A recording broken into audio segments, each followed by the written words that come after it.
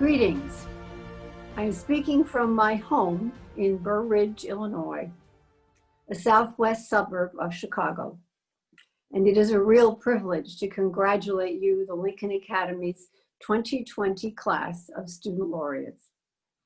We have been honoring student laureates since 1975, so you are our 45th class.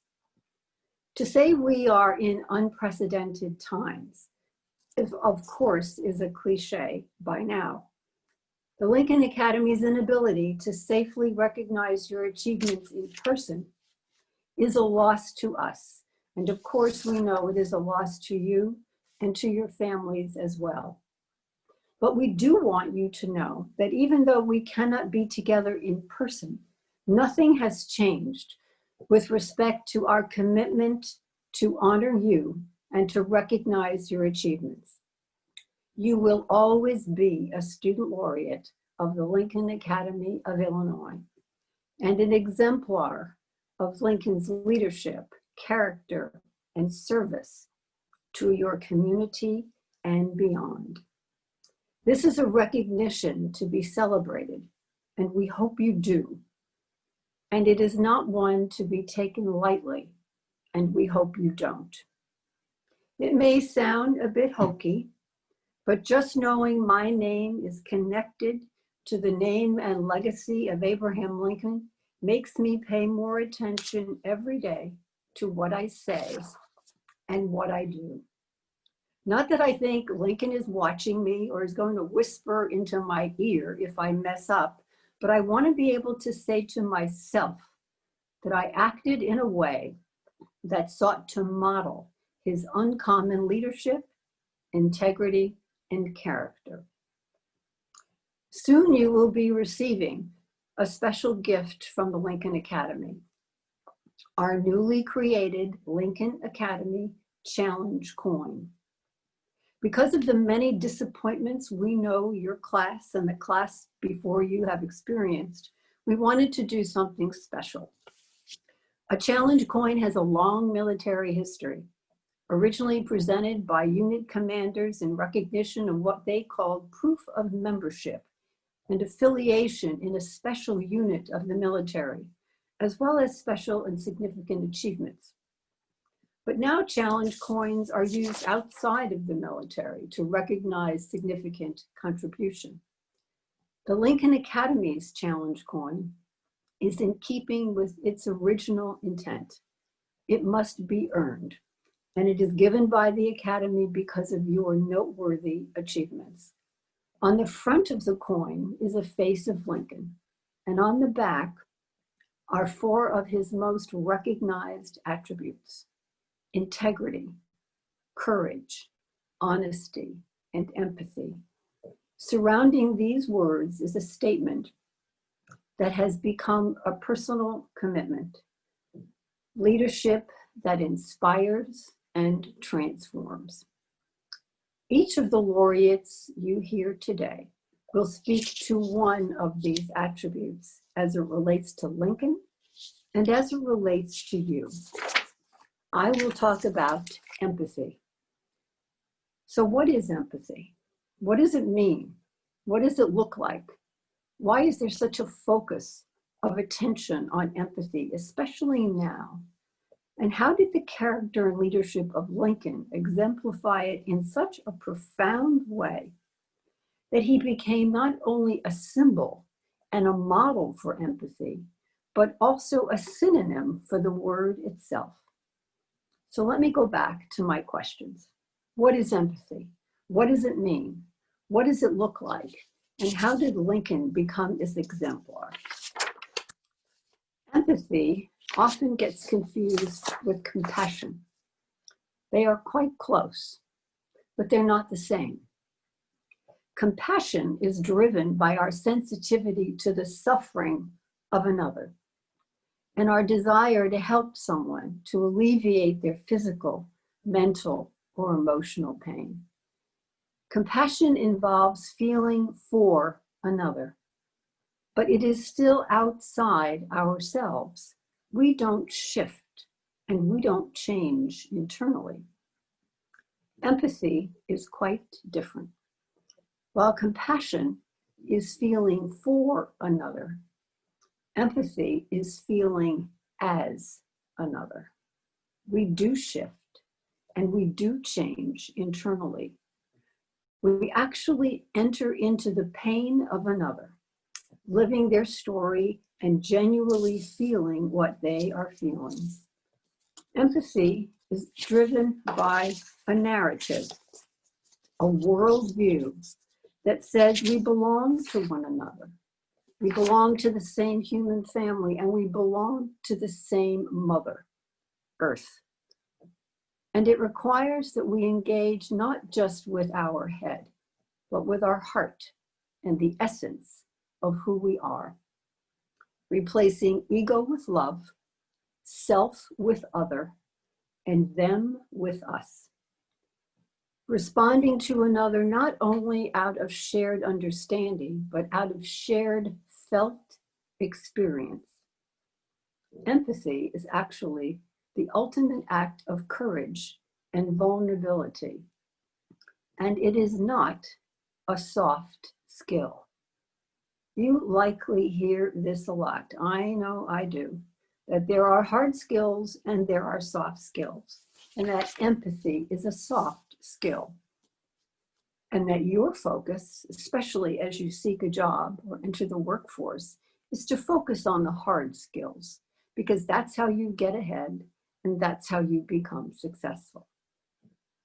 And because that's what can be observed, measured, and counted. Skills like strategic planning, fiscal management, complex problem solving, these competencies are important, of course, but please, make no mistake, they are not the competencies, the habits of mind and heart that ultimately make us successful in life and enable us to be inspiring and transformational leaders to others and for others. To me, empathy is one of the hardest skills of all. And frankly, it irritates me when I hear it marginalized by calling it a soft skill, although like it doesn't matter. Empathy is hard because it requires that we listen deeply, and it requires that we allow ourselves to be vulnerable and not in total control. And it requires that we don't just put on another's shoes, but we walk in their shoes as we walk with them. This is not easy. So please do not accept as truth that empathy is a soft skill. And if you hear anyone saying that it is, ask them to explain what they mean by soft, and then ask them to define empathy. I hope they can. But either way, your naming and mentioning of empathy and your challenge as to its efficacy will open a door to a very important conversation that matters especially now. There is a concept in South Africa that grounds the spirit of empathy. It's called Ubuntu. You may have heard the word. It means I am because you are. We are all connected. What affects you affects me. What affects each of us affects all of us. I have spent a fair amount of time in South Africa, working with educators, but also meeting with victims of torture and horrendous acts of violence during apartheid, listening to their stories told during the hearings of the Truth and Reconciliation Commission chaired by Archbishop Desmond Tutu, and broadcast live every day over the entire country. In every act of owning what they did and then asking for and receiving forgiveness, there was a profound shift in the psyche of the perpetrator, and over time, an equally profound shift in the psyche of the nation. For the first time, if you can imagine, the entire country not only heard the pain that had been caused and experienced, they were actually able to hear it and experience it themselves in real time and together. It was not the demonstration of compassion that enabled South Africa to move toward healing. It was empathy, Ubuntu, and it created a new national narrative for the future. When the commission was asked what metaphor they might suggest to bring the nation back together, a metaphor that would represent the essence of Ubuntu, they thought long and hard. And the metaphor they came up with was a group of flamingos, because flamingos do not take off individually, they take off together. So how did Abraham Lincoln demonstrate empathy? We all know he created a cabinet that was designed to be a team of rivals, and that in and of itself set up conditions for vulnerability, for uncommon listening, for intentional exposure to dissent and conflict. Lincoln invited dissent because it helped him to clarify his thinking, because he was able to get inside the mind and heart of the dissenter to truly understand their perspective. But he was also able to get inside their feelings and feel their grief and their sadness, their loss, and their fear. There are so many, many stories of how Lincoln demonstrated empathy. I shall skip all the animal stories, but they're pretty astounding. Even as a little child, he stopped his friends from harming animals because when they did, it actually hurt him. He felt their pain. But here's the story I want to end with. Lincoln and his family spent time at the Cottage, a 19th century Camp David in Washington, D.C. It was next to the Soldiers' Home for disabled veterans.